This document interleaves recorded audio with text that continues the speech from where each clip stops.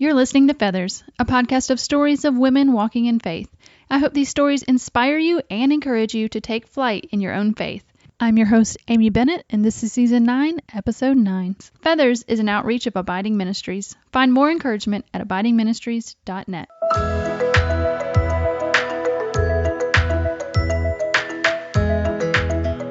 Well, hey friend, and welcome to Feathers this week.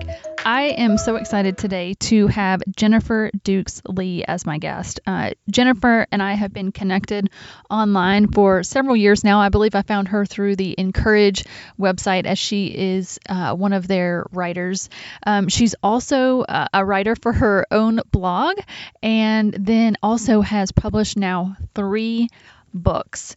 And let me just tell you that there have been many times over the past couple years as she's released Love Idol and The Happiness Dare that I have considered having her on. And, you know, I just feel like God has an appointed time for certain things. And I just always felt like I got a no when I thought about having Jennifer on the podcast. And it's not because she wasn't just a perfect fit. I just don't feel like it was the right time. And she has the latest book out. It's called It's All Under Control.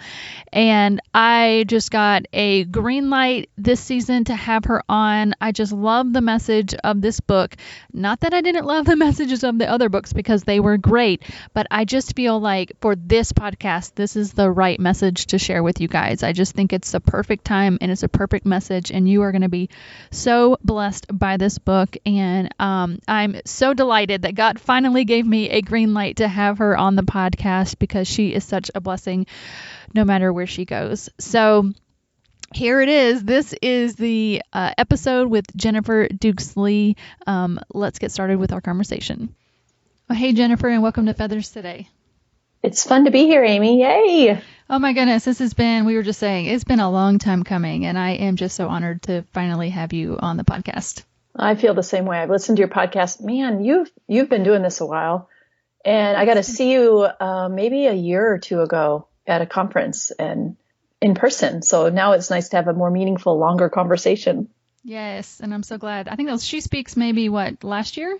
Yeah, you're right. It was last year. Mm-hmm. Yes. So finally good to put a face to a name. Is that the way that goes? That's right. Yes. Yeah, and then have this conversation here. Man, I've been a fan of your work all along. You are just a fantastic author, writer, Instagram storyer.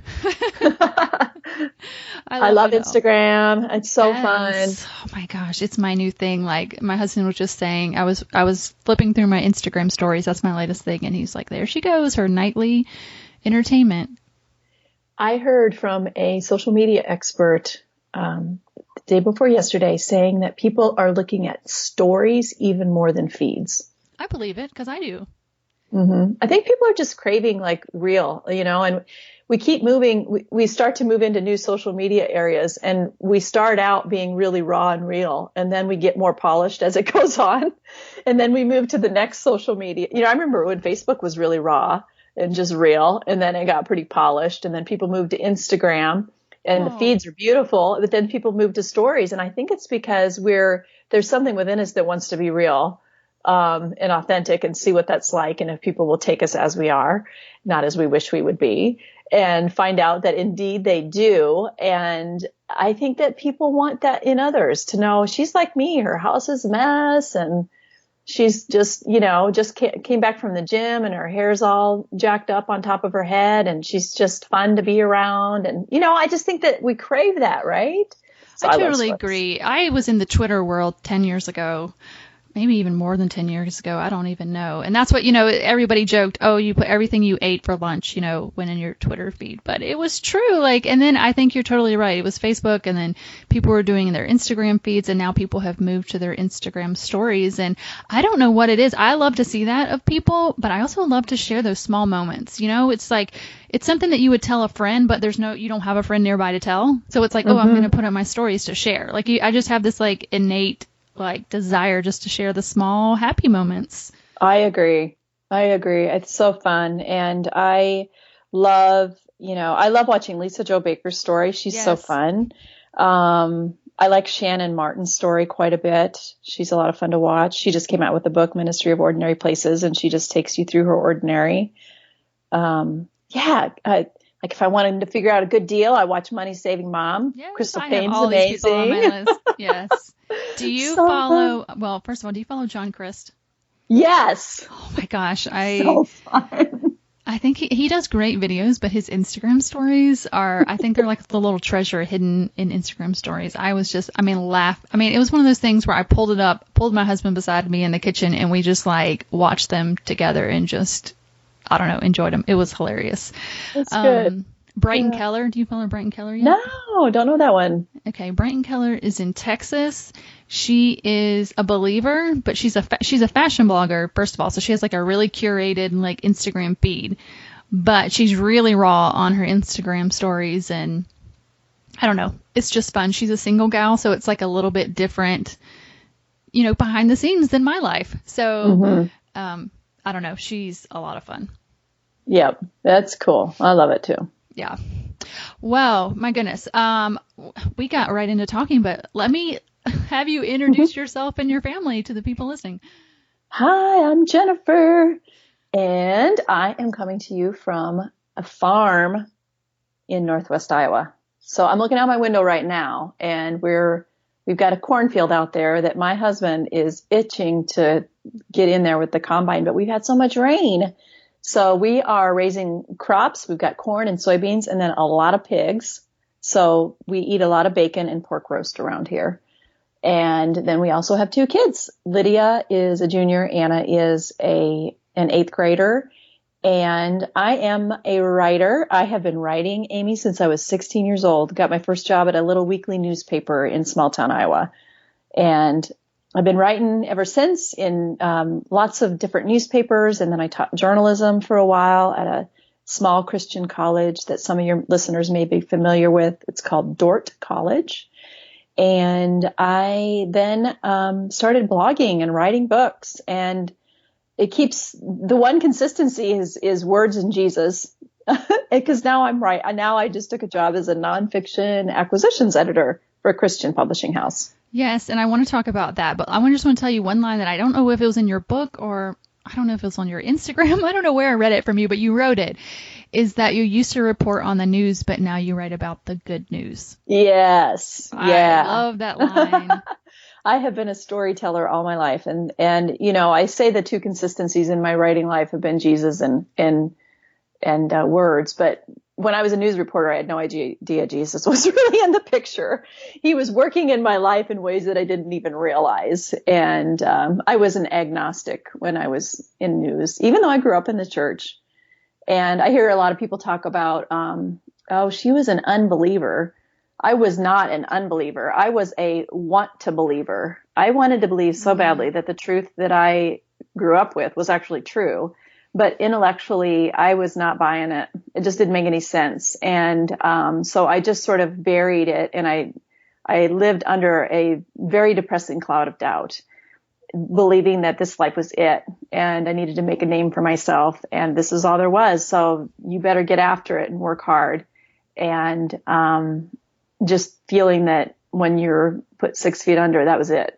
And it was so depressing and so lonely, because as someone who grew up in a Christian home, I was ashamed to admit that to anybody. So Jesus came along, and that's like a whole nother story. And you gotta give me like a peek of it, because I am so fascinated by. One of the things I'm always just fascinated by is people who come to believe as an adult, and it's the intellectual thing is kind of getting in their way, Yes. And then something happens to where you believe. So can you don't give us the whole story if you don't have time, but give us a peek into what was the change for you? Yeah, I'll be happy to. So one of the things that happened was I was often on the road for my news career, covering tornadoes and bank robberies and murders, all kinds of crazy stuff all over Iowa and the Midwest. And when I was driving, I would get tired of listening to the same CDs, like Dixie Chicks was what I was listening to back then. And so I'd get tired of that. And so I started listening to AM radio, and I'd get caught onto these Christian radio stations. And there'd be some evangelists on there. And then at the end of the program, they would say, now, if you don't know the Lord, if you want to invite Jesus into your heart. And so, Amy, I did that, I'll bet 50 times. I thought if once is good, 50 is better. And so I never really felt any different. And I just kept doing that. And it was just part of my journey. And it's so funny to think back on it now. And then I started listening to Lee Strobel's Case for Christ. Mm-hmm. And he was a news journalist. And in this audiobook I listened to, he used scripture to prove itself, which I never wanted to do because I didn't believe scripture. But there was so much logic that he was sharing out of there that was beyond just the stories that I knew. And he also had a lot of science and other interesting things in there that took me to a whole nother level. And then, so this is a years long process. I don't have like this neat little date. This is the year I became a Christian. Then I got a new study Bible and I started reading it. Imagine that. Yeah. How that could change your life. And it came alive for me in a way that I was blown away by what the scriptures had to say to me. And I came upon this line in John when they were talking about doubting Thomas, doubting Thomas. He always got such a bad rap. And in there, it said in my study notes, silent doubts rarely find answers. And I had so much respect for Thomas because he didn't hide his doubts like I had all those years. He took them straight to Jesus. And I started to do the same thing. My silent doubts weren't getting me anywhere. So I started telling Jesus, this is where I struggle. And it just took off from there like wildfire. Oh my goodness. Like, this is making me tear up. It's just so beautiful. I just think that there's so many of us that have learned so much from Lee Strobel, first of all. I mean, I think that so many people, and I've said this on the podcast before, just try to separate spiritual stuff from like intellectual stuff. Mm-hmm. And it's just so not true. Like, I had this epiphany a couple years ago. It's like, God is like the smartest person ever. Like, God actually knows calculus.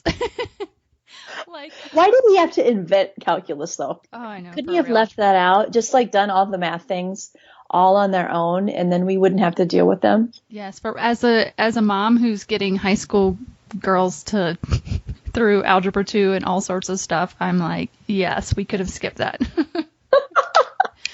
But there is like, and it's just something you come to see is that the intellectual side of God is real. And, like you said, scripture, affirms scripture, and it is logical, but I don't know. It's just beautiful. It is. So I'm still on that journey, and I don't doubt the existence of God anymore, but so often I doubt whether his plans are ones that I want to actually follow, which led, of course, to the book, It's All Under Control, because I'm the kind of girl that says, I got it. It's all under control. So now I don't doubt God's existence, but sometimes I treat him like an employee instead of CEO of my life. And so that's the struggle that I went through before writing that book, and that sometimes rears its ugly head on a too frequent basis in my life, even today. Yeah, so let's dive into that. Let's talk about It's All Under Control. It's your latest book, and I just think that the content of this book is just going to be it's so real and raw, and it's applicable to actually our everyday lives, and yet you get like really practical about how to walk through these things, through these questions that people have. Yes, my type A self emerges quite evidently and prominently in the book. Yeah, I just relate to so much of it though. But I'm going to have to be confession though. When I read the title, It's All Under Control, I thought, man, I don't really think that's my struggle. Like, I don't know if this book's for me. Mm-hmm. And then I got the copy of the book and I started to read. You actually identified 3 types of, I don't want to say control freaks because that's not right. I call them control characters. Control characters. So there you go. That's the nice word. Mm-hmm. Okay. And then I found myself in one of them. And I'm like, oh man, she just nailed me. And that's the darling. Mm-hmm. So how about you walk us through the 3 types at a high level And when you talk about the darling, everybody's listening will just know you've exposed me. Okay. So there's these 3 types that I identified of people who are, have some issues of control, which is really all of us. It's born into us, this idea of control.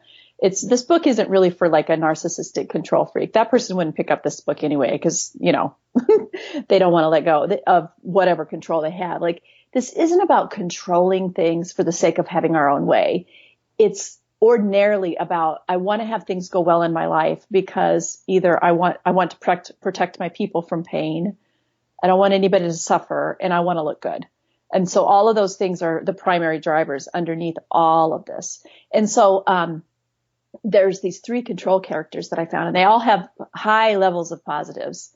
They're the kind of people that you want leading your group project. They're the kind of people you call in a pinch. They're the kind of people that will be there for you. But they also all have a shadow side, right? And so what I'm trying to help women see when they go through these is, here's what it looks like when you're at your best, and here's what it looks like when you're at your worst. And when you know that, you can see what the triggers are that take you into that shadow side. So there's the driver, the devoter, and the darling. And the driver is very energized by having everything in order on the outside, like super efficient, goal-oriented, very much a type A planner and a group leader. And we love this kind of person in our life because if we ask her to do something, it's as good as done. So she's super decisive and a long-range planner. Great, great, great. So, but at her worst, this person is a workaholic, and she sets unrealistic goals, and that's her shadow side. So the devoter, this person is energized more by, this concern and love for the people in her life. Very caring, very generous. Think about your favorite aunt, or that sweet old lady at church, or maybe your own mother, or maybe you are that mom. And you're the kind of mom who's just right on top of everything. Maybe everything. Maybe you've got those books on sleep training. You're the one that makes sure all those little plastic thingies are in all the electrical outlets, SPF 700 sunscreen, all that good stuff. So at her worst, the devoter believes that she knows what's best for everybody else, and she gets upset if someone makes a decision without her input. And the other thing that she might do, if she's a parent, is she might be not just a helicopter parent, one that's hovering over top of her kids, but she could also end up becoming a lawnmower parent. That's the kind of person who cuts the preferred path for the child. Like, this is the way you will go. So that's at her worst. Now the darling. Here you go, Amy. Yep. So darlings, they are less motivated and energized by external order. If they want to control anything, it's themselves. It's like internal order and really wanting to be the best version of themselves. Like the drivers, they're very attentive to detail. They're very reliable people who pursue their goals. But at their worst, they can be total perfectionists, really hard on themselves. Sometimes feeling the need to have other people's approval and to please people, sometimes fearing abandonment, very afraid of being average. And so these 3 types, they're not created to instill a sense of shame among people. I created these to help people figure out, what does it look like when I'm at my best, and to affirm God's creative design in these women, but also, what does it look like when I'm at my worst, and what triggers me and takes me to that place? So that's why I created it. I have like these descriptions in the book, in an appendix at the end, that really lay it all out. You can take a quiz on my test to see what type you are, but probably you can tell just by reading the descriptions which one you are. For sure. And I have to ask, have you done Enneagram work? Yes. Because a lot of that sounded like I could almost match those up to some numbers. Yes. I was. Mm-hmm. Yep. So do you know what you are? I am a 3, an achiever. That's what I am. Mm-hmm. Yeah. And so, even like, I think a lot of these fall in that 2 to 3 range. Mm-hmm. Some people might look at these and think, well, I don't know. Some of this description that Jennifer has isn't quite doesn't quite fit me. And then there's people like me who looks at all three and thinks I'm a hot mess because I'm like all three of these. Well, the Enneagram would teach, I mean, and I'm sorry if people don't know the Enneagram, but it's basically a personality typing system. But some of these, like I would say the Darling sounds a lot like a 3, a Devoter might sound like a lot like a 2. But the Enneagram teaches that all of us have all the numbers in them, in us at some level. So I think we can all identify, being all parts of these 3 at some time. I agree. Yes. Okay. And yeah. So you've got these. I love that you've named these things because there's just such power in naming things and being able to see yourself at your best and be able to notice some of the, when you're at your worst. So what does a woman do when they start seeing themselves at their worst? She figures out, well, first she needs to name it, as you said, and she needs to figure out where she's at on what I call a control code continuum. I have that in the back of the book, or you can just go grab it for free on my website. It's all under controlbook.com/resources. It's there. Anybody can go look at it, download it, whatever you want. But in this continuum, I'm helping women figure out if they're in what zone they're in: healthy, caution, unhealthy, or danger zone. And so a healthy person, whether you're a driver, a devoter, or whatever, a healthy person is, for instance, able to maintain a busy schedule without feeling overwhelmed, handle everyday stresses with relative ease, all kinds of things, right? And so then you get into the caution zone, and maybe here you're feeling a little more anxious than usual. Maybe you're not sleeping as well. Maybe you're limiting social activity or zoning out during conversations. Then when you get into an unhealthy zone, you're starting to get irritable, losing self-control, having feelings of worthlessness, and so forth. And then there's a danger zone. And so there's responses for all of these, wherever you're at. But I can give you one practical thing that you could do today to move into a new zone, or to begin to move into a new zone. And that is, first of all, to set some core boundaries or core values for your life. So for instance, one of my core values is I will not accept a speaking engagement if it conflicts with a kid activity.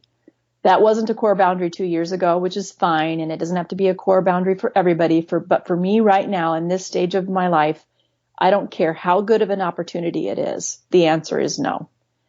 And so it helps me to let my yeses be strong yeses and my nos be firm. So that's something somebody could do right away today to help them move into a healthier zone. I love that. That's so good to have boundaries and being able to say yes and no. And I mean, I just, as I'm thinking about this, I have to think that a lot of times the reason we go into some of these unhealthy zones is that we're lacking trust. For sure. Talk a little bit about how trust plays into this. Yeah, that was a huge and scary thing for me to realize when I was living out the message of this book. By this point, here I am, a Christian now. God saved me, and he turned my world upside down. And all of a sudden I was believing in a God that I didn't even think existed. And I said, I trust you, God. I trust you, God. But somewhere along the way, I reached the point that I realized that I actually didn't. And that really shocked me. And part of the thing is that I had built my image up as someone who helped everybody else. I was always the helper, not the helped. And I gave out a lot of yeses, and every yes became just another drain on my soul. I had made myself so indispensable and so needed that when insistent people would come to me and say, hey, can you do this? I'd say yes.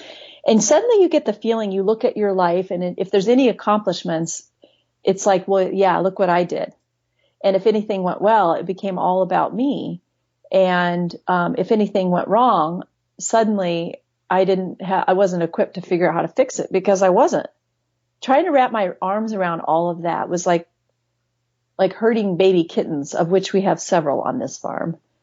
And I know what that's like to try to gather them all up. And I had to have a really heart-to-heart. Well, Jesus sat me down and had a heart-to-heart with me about the fact that I had lacked intimacy, that I had a fear of intimacy, not only with people but with God. And so I didn't want to get too close to God, because if you get really close to God, you're going to hear him speak to you. And if you hear him speak to you and you recognize his voice, there's a greater possibility that he's going to tell me something I don't want to hear. So what if he asked me to let go of something I love, like a job or authoring, or let go of my kids a little bit more? What if he asked me to take something off of my calendar that has become a part of my identity? And how afraid was I of who I would be without all of those things that I had built my identity around? And so, because I didn't want to hear what God said, I kept him at a distance. I feared intimacy with God.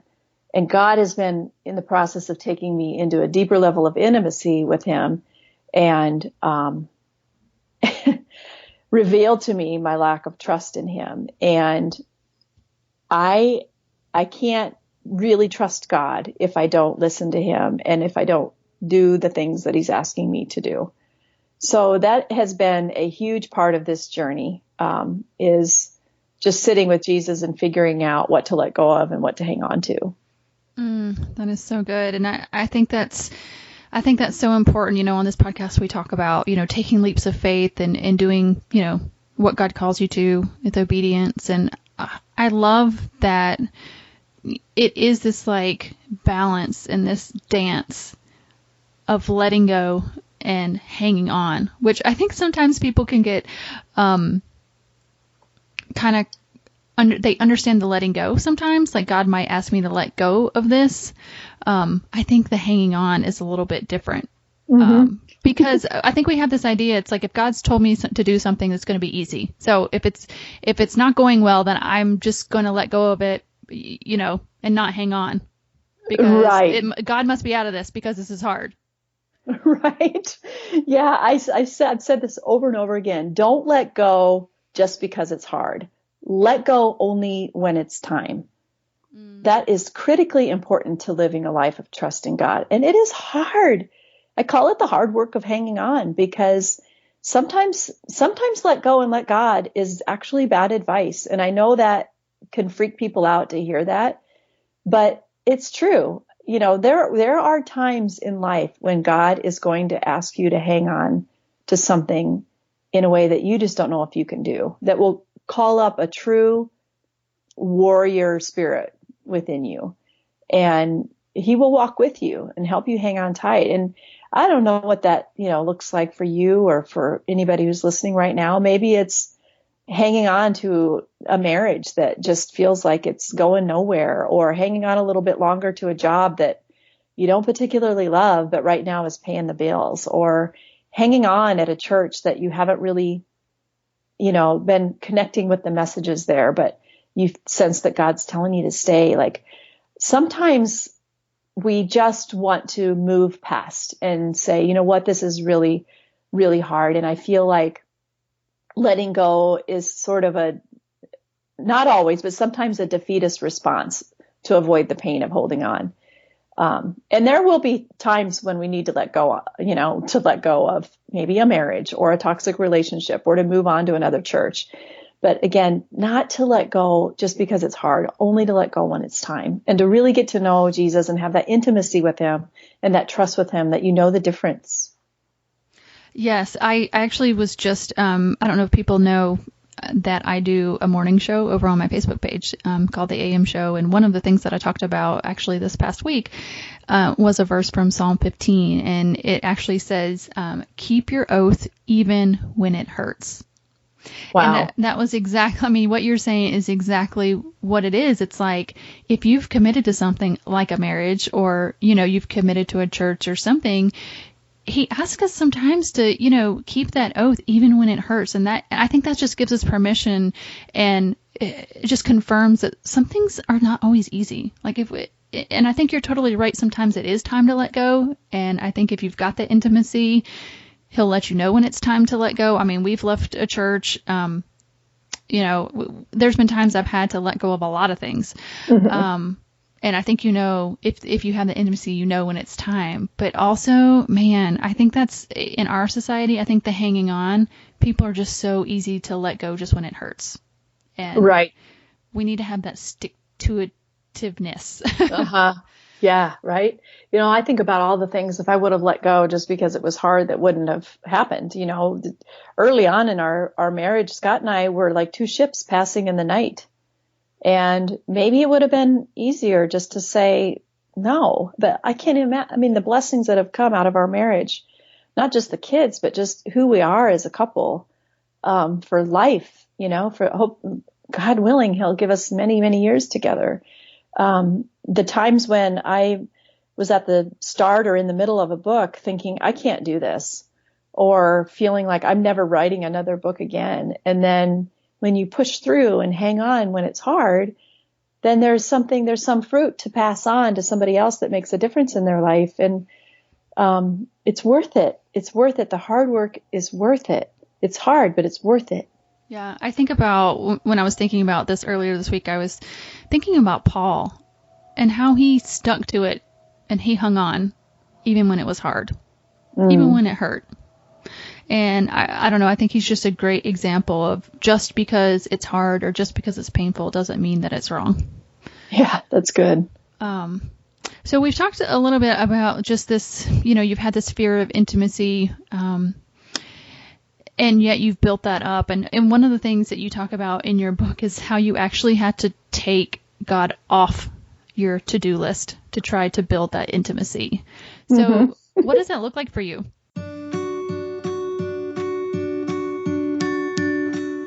Let me interrupt for a moment just to say thank you again to our exclusive sponsor for Season 9, Dayspring.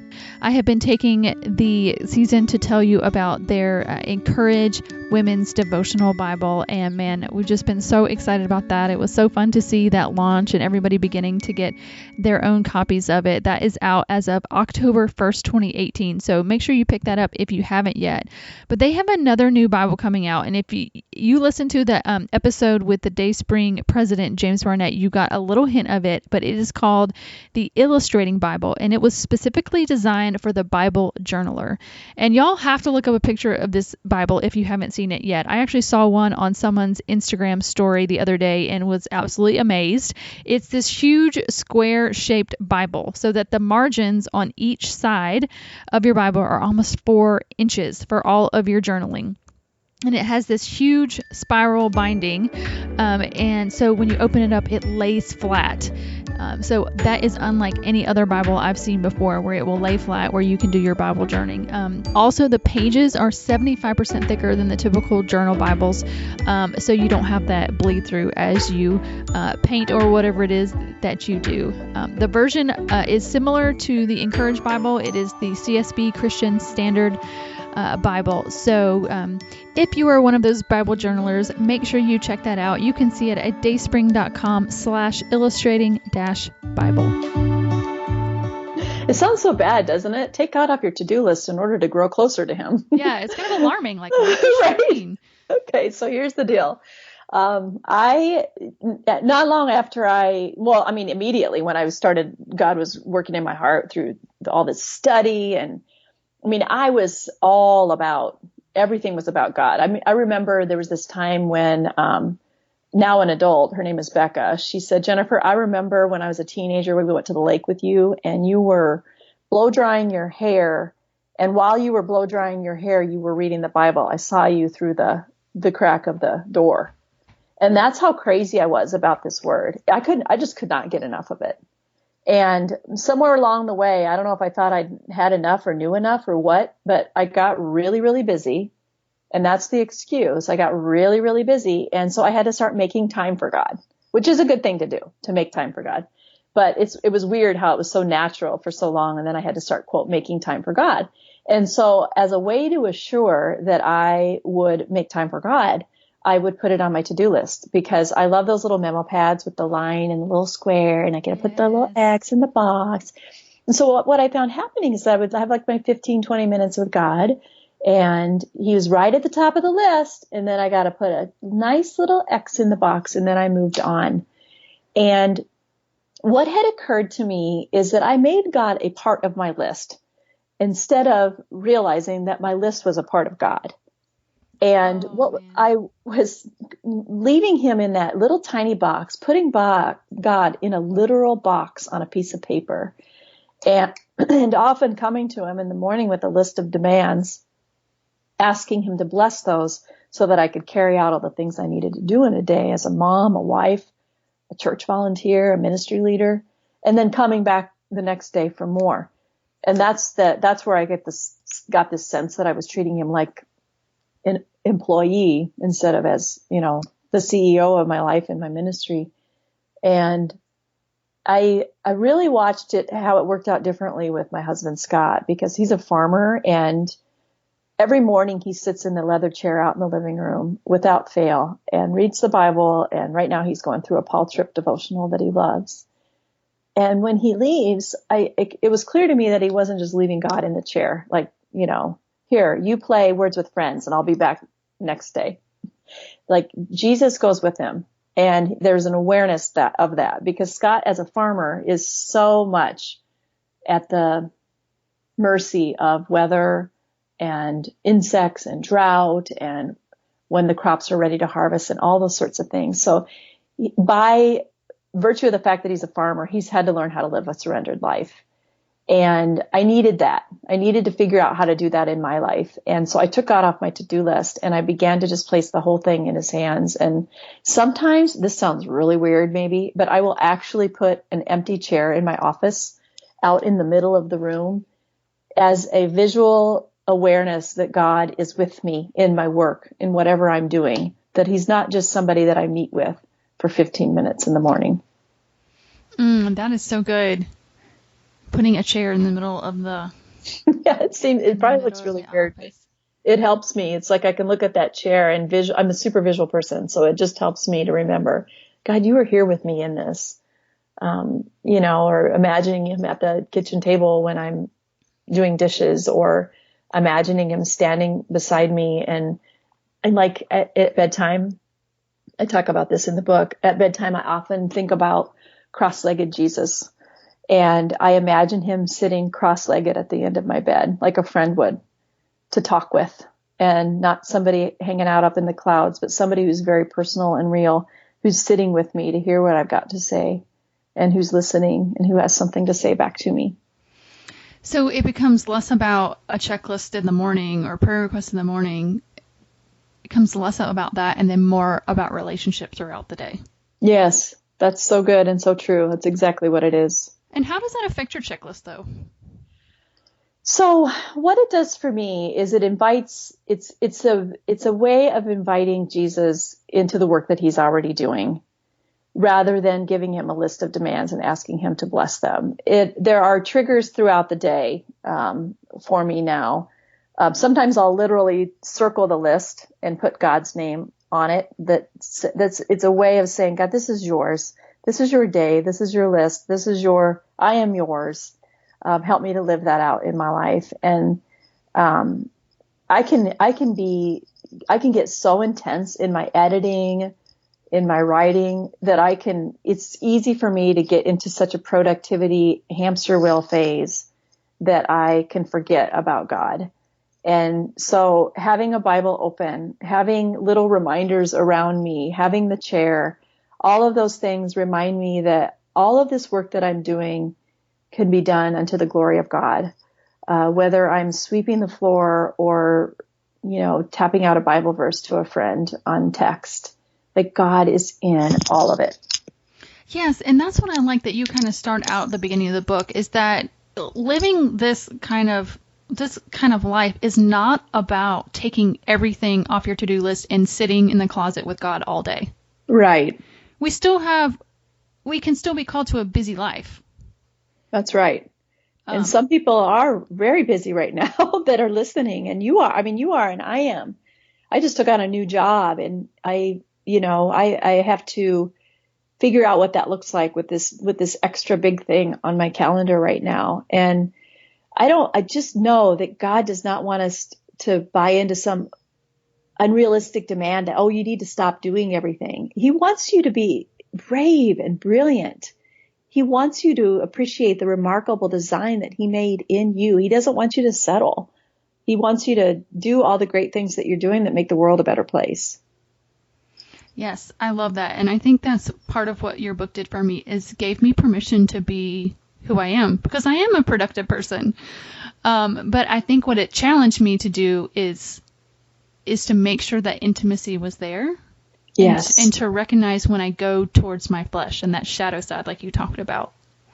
And that calls me back to that intimacy. So good. Yes. I'm so glad to hear that. I would hate it if somebody were to read this book and think, I'm doing it all wrong. I feel shamed. I need to be less busy. There's a chance that you do need to be less busy, or that I need to. I know it for sure. And I devote whole chapters to waiting and to rest and to wholeness. But I also wanted to affirm women, especially those women who've been told, you just need to slow down, or you just need to chill out. Like there are some of those same people who come back to you and say, will you serve on my committee? Because they know you'll get things done. You're a woman that people count on. I wanted to affirm those parts of women and help them move forward with the best, and then let go of the stuff that really isn't theirs to carry anymore. Yes. And you have some, like I said, some great practical tools to help people make that decision. I mean, I think it comes out of the intimacy with God to help find your yeses and your nos, but you also have developed some really great tools that are practical tools that I think you can use, prayerfully to walk through and figure out, is this mine to do? Is this mine to just totally, get off my list altogether? Or do I need to find some help in this task? Right. Yeah. And I think what do you call it? Do, dismiss, and delegate. You got it. Yep.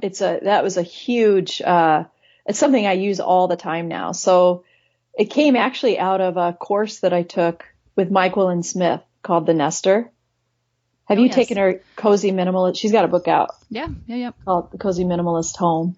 So a couple years ago, I took her Cozy Minimalist Home course, and you had to pick a room and you had to quiet that room, which meant take everything out of it. So I took everything out of the room. I remember you doing that on Instagram. Actually. Yes. You took everything off your bookshelves. Yes. I do remember that. Totally empty. The whole living room was empty except for like furniture and the TV.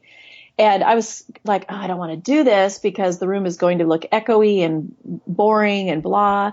And I walked into that room and I felt such a peace. I felt this tremendous peace. And it actually made me cry because I'm like, this room was like my life. It was overstuffed. It was like, I had so much greenery. I could have filled a whole aisle at Hobby Lobby. There was so much stuff in that room. And I felt a peace when I walked back into the quote empty room. And what I had to do next, according to Michael, was take all that stuff and figure out what to put back, what to just throw away, and what to, give away. And I began to think about that in the context of my own life. What do I put back in? What am I actually called to do? But before I do that, what is God calling me to just simply discard, dismiss, let go of, that maybe has been on my plate for far too long, just like some of that stuff was in my room for far too long? What do I need to just dismiss? Or what are some things that I can't dismiss because even though I don't want to have to do them, I have to do them? Like we had to keep the couch, which I don't really like, but we couldn't afford to buy a new couch. So it just has to be. And there are things like that in people's lives. There's some things they can't just throw away. Like I hate doing business expenses, but I don't want the IRS crawling all over my house next April. So I have to do them. Like there are certain essential things that you have to do. And then there are things where you can give to somebody else. And that's the concept of delegating. And delegating is so hard for people. People do not want to ask for help. It makes them appear needy, or they've just gotten so accustomed to being the helper instead of the helpy that it's really hard to say, I need help with this. So I walk women through that same process that I did with my living room in this task orientation, basically a chapter in a skill, a challenge, essentially, if you will, to move into this do, delegate, dismiss. Mm-hmm. And that is so good. I just think the flow of it is so wise. And like I said, I think you can prayerfully walk through that to figure it out because, oh man, we are so busy. And like we said, there's nothing wrong with having a full life. It's just we want it to be full with the right things. Amen. That's exactly it. And there may be seasons where you just feel like, I don't know if I can do this. But that's where God stands with us every day. And in that intimacy, we will know which way to go, whether to hang on to something, whether to let go of it, whether to do the thing or whether to dismiss it. Yes. Well, I want to, and I wanted to do this earlier, but let's get to it now. One of the things in your life that you have said yes to is that part-time job. Yes. And it has been so exciting to see you walk into that the last, I don't know, how long has it been? The last couple weeks? Yes, just a couple weeks. And I am just, so tell us more about the job. Tell us how it came to be and how it's going. I am loving it. It took me 3.5 months to decide whether this was the right thing to say yes to. And Bethany House Publishers was so gracious in letting me take the time I needed because I had created margin in my life with do, delegate, dismiss. I didn't want to just fill those empty spaces. But God helped me see that this is the kind of thing that I was really already doing. I've been doing a lot of encouraging and mentoring people for a very long time in my life. And now I get to do it in a more meaningful way, helping authors see their books come into print with Bethany House Publishers. It's a company based out of Minneapolis, Minnesota. It's under the umbrella of the Baker Books Company. So there's Baker, there's Revell, and there's Bethany House. And so I get to walk with authors and help them get their books in shape to a way that will bless and encourage the kingdom. And I am so excited about it. As much as I love writing my own books, the idea of not only getting to help other authors fulfill that dream in their heart, but knowing that I get to be a really cool part of their work that is making a difference for eternity is thrilling beyond description.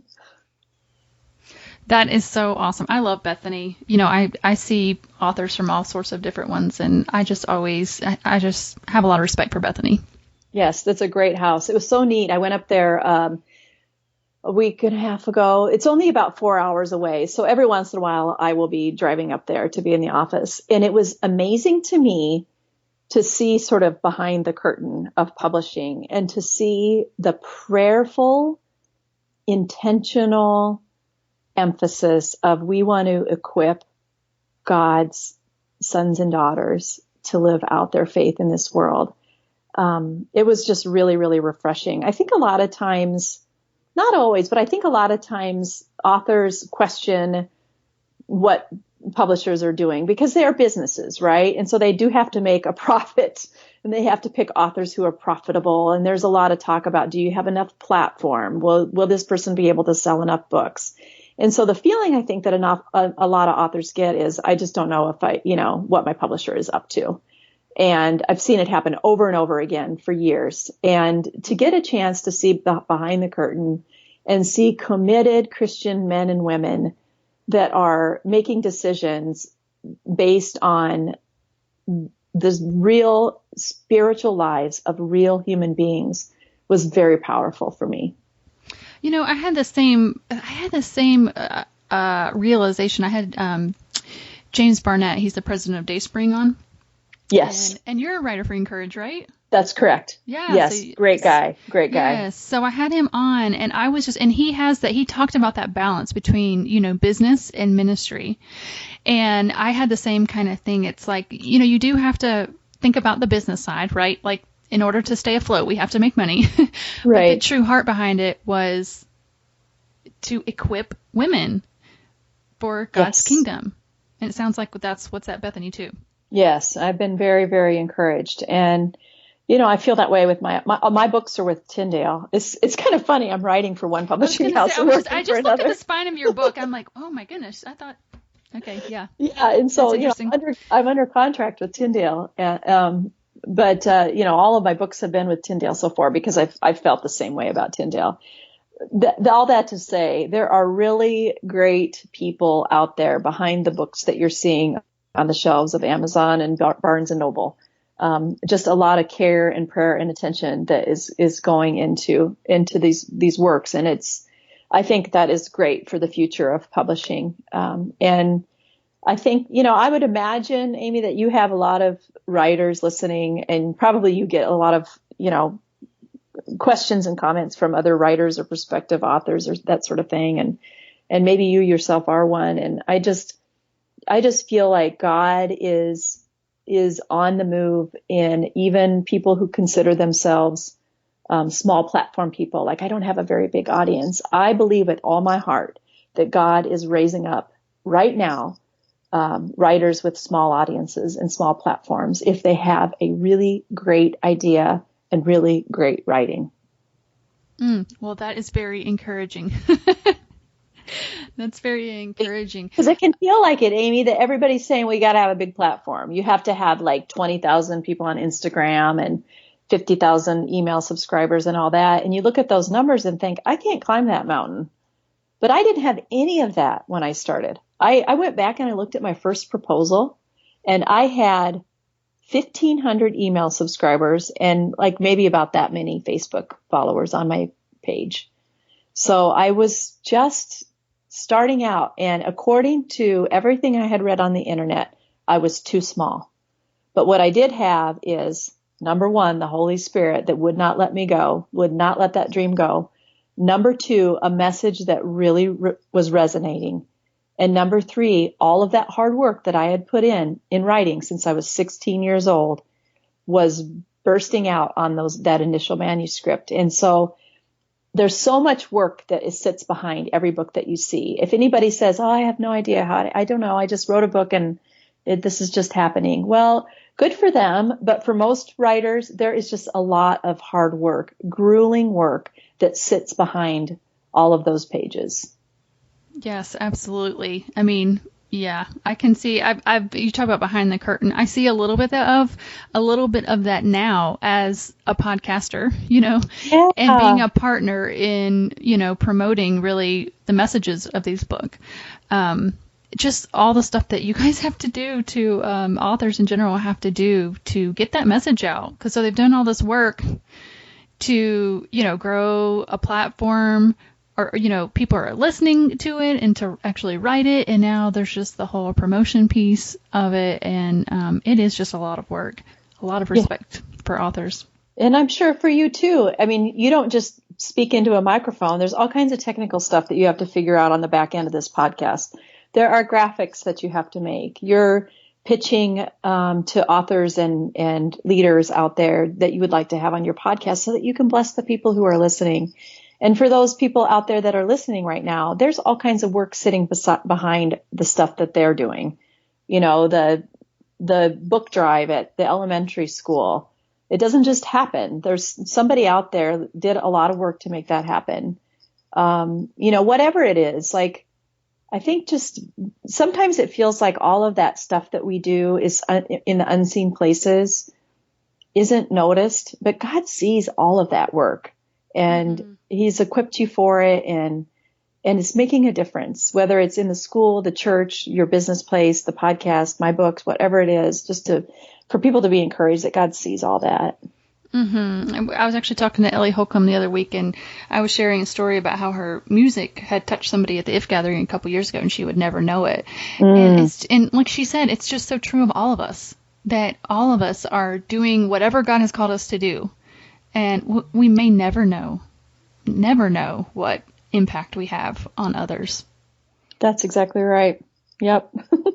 It could be all the way till we get to heaven to know what a difference something made, something that we didn't even think anybody was touched by. Yeah. And I think that's what makes it hard sometimes, though, to like do the thing, because if you're not seeing the results, it's kind of like, well, why is this worth it? Like, should I even be doing this? It doesn't seem like it's making a difference. Yeah. But, and I think that's where, it just comes back to that intimacy that we talked about is, do we keep hanging on? Or is it time to let go? So, it's the kind of the full circle, you just always, I think it's just always coming back to that intimacy and just following the path that God has for us. Yes, absolutely. And he's on that path with us, helping us. Yes. Amen to that.